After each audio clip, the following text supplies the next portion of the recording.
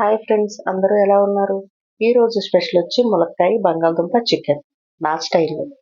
Welcome to my channel అలా కిచెన్లో.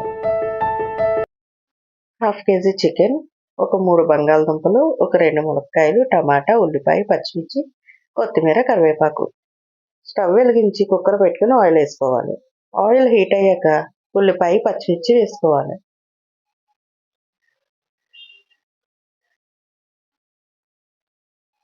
ఇప్పుడు గరిటె పెట్టి లేత బంగారు రంగు వచ్చేంత వరకు ఫ్రై చేసుకోవాలి. ఇదిగోండి, ఇప్పుడు టమాటా వేసేసుకుందాం. ఒకసారి కలుపుకుని తర్వాత కాస్త ఉప్పు, పసుపు వేసుకోవాలి. కళ్ళుప్పు వేసుకుంటున్నానండి, కాస్త చూసుకొని వేసుకోండి ఉప్పు. టమాటా కొంచెం మెత్తపడేంత వరకు ఫ్రై చేసుకొని చికెన్ వేసేసుకుందాం. ఇదిగోండి, నేను 1/2 కేజీ చికెన్ తీసుకున్నాను. పారం అండి, ఇది గట్టిగా ఉంటుంది చూడండి, ఆ చికెన్. ఇప్పుడు ఒకసారి కలుపుకుని కొంచెం మగ్గిన తర్వాత అల్లం ముద్ద వేసుకుందాం. ఫ్రెష్గా నూరుకున్న అల్లం ముద్ద అయితే చాలా టేస్ట్గా ఉంటుంది.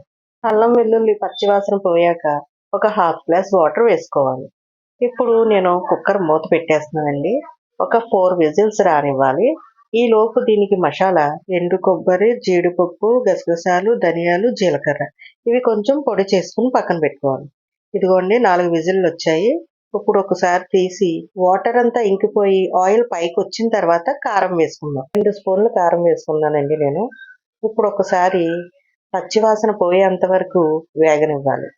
ఇప్పుడు ములక్కాయ, బంగాళదుంప కూడా వేసేసుకుని కాసేపు మగ్గబెట్టాలి.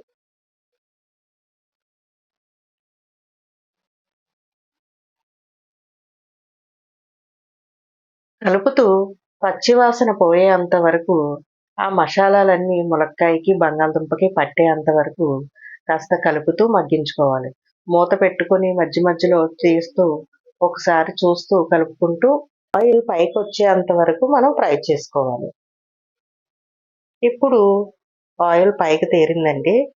ఇప్పుడు ఒక హాఫ్ గ్లాస్ వాటర్ వేసుకుని కాస్త మూత పెట్టుకుని ఉడికించుకుంటే సరిపోతుంది. ఇంకా కుక్కర్ మూత పెట్టక్కర్లేదండి.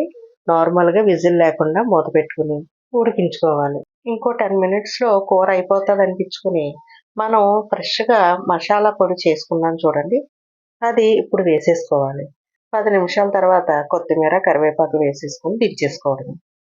అంతేనండి, రెడీ అయిపోయింది. వేడి వేడి బంగాళదుంప ములక్కాయ చికెన్ రెడీ అండి. ఇది రోటీస్లోకి కానీ, రైస్లోకి కానీ, బిర్యానీస్లో కానీ చాలా బాగుంటుంది. ట్రై చేయండి. Thank you for watching. Subscribe to my channel.